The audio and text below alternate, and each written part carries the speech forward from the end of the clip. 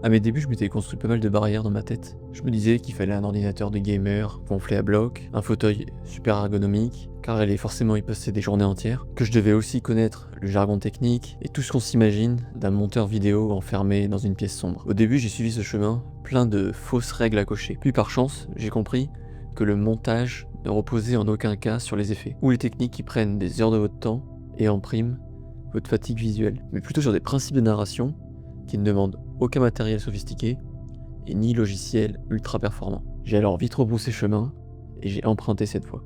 D'ailleurs, il y a quelques jours, je suis tombé sur une vidéo automobile. C'était une voiture de sport qui arrivait au stand et on y voit les mécaniciens qui s'approchent pour changer les pneus. Les plans étaient nets, bien étalonnés, mais alors pour ce qui est du montage, il ne fallait surtout pas cligner des yeux. On passait dans la roue, transition vers une autre roue, ensuite plan des palettes, plan du volant, des plans et transitions à vous donner une syncope. Tout ça en moins de 20 secondes de vidéo. D'ailleurs, je vous l'avoue, je n'ai pas pu regarder la suite, j'ai quitté la vidéo. Le monteur maîtrisait très bien son logiciel, et a même dû passer des jours à créer tous ces effets de transition, sans compter tout le temps qu'il lui a fallu pour apprendre à faire ça, et pourtant, au bout de 20 secondes, j'en pouvais plus. On ne m'avait rien raconté, rien transmis. Je venais de voir un début de vidéo qui faisait vite mal à la tête, et je doute que ce soit le but de celui qui l'avait faite.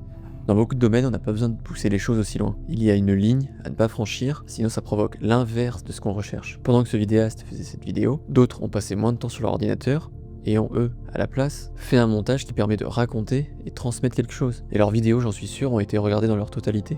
En tout cas, moi, je les ai regardées dans la totalité. Alors, ça ne sert à rien de s'en faire une montagne sur le montage vidéo. C'est plus simple que vous ne le pensez. Il suffit de vous concentrer sur les bons éléments. Beaucoup pensent que c'est une compétence technique, alors qu'en vérité c'est une compétence narrative. Le but du montage ce n'est pas seulement d'assembler des plans, le but c'est de faire passer un message clairement. Ce qui compte vraiment c'est ça. Et si tu souhaites te concentrer là-dessus à présent, je te recommande de regarder cette vidéo.